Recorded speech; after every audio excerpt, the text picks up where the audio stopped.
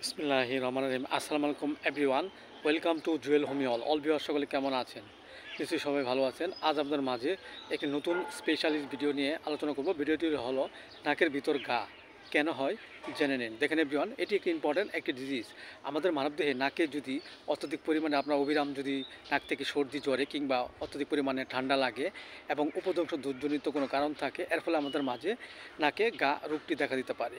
আবার দেখা যাচ্ছে যে আমাদের মাঝে ইনফেকশনজনিত কোনো কারণে যদি আমাদের নাকে যদি ইফেক্ট করে, এর ফলে আমাদের মাঝে নাকে ঘা এক বা উভয় নাকে ঘা রোগটি দেখা দিতে পারে। সো এভরিওয়ান, এই রোগটি আমাদের মাঝে হলে যে লক্ষণগুলো থাকে তা হলো, এই রোগ আক্রান্ত ব্যক্তিটির যদি হঠাৎ পুরাতন যদি লেগেই থাকে সর্দি এবং কমে যায় আবার ভালো হয় এবং ঘন ঘন নাক থেকে পানি এবং সর্দি বের হয় এবং পচা দুর্গন্ধ বের হয় এবং নাকে ঘা হয়েছে বোঝা যায়, এই ক্ষেত্রে আমরা যে ওষুধটি সেবন করব সেটা হলো ব্যালসাম পেরু 30।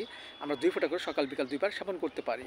এছাড়া এই রোগ আক্রান্ত ব্যক্তিটির যদি নাসিকা বারবোধ মনে হয় এবং নাকে ঘা হয়েছে এবং একটু স্পর্শ করলে রক্ত বের হয়, এই ক্ষেত্রে আমরা যে ওষুধটি সেবন করব সেটা হলো ক্যালাডিয়াম সালফ 30। আমরা 2 ফোঁটা করে সকাল বিকাল 2 বার সেবন করতে পারি।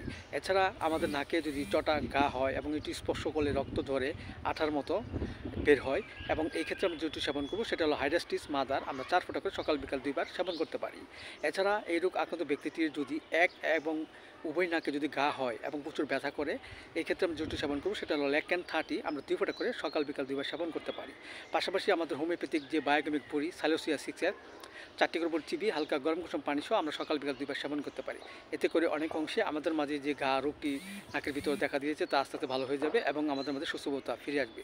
সো এভরিওয়ান, ভিডিওটি ভালো লাগলে অবশ্যই আপনারা লাইক দিবেন, সাবস্ক্রাইব করবেন, পাশে থাকবেন। Thank you so much.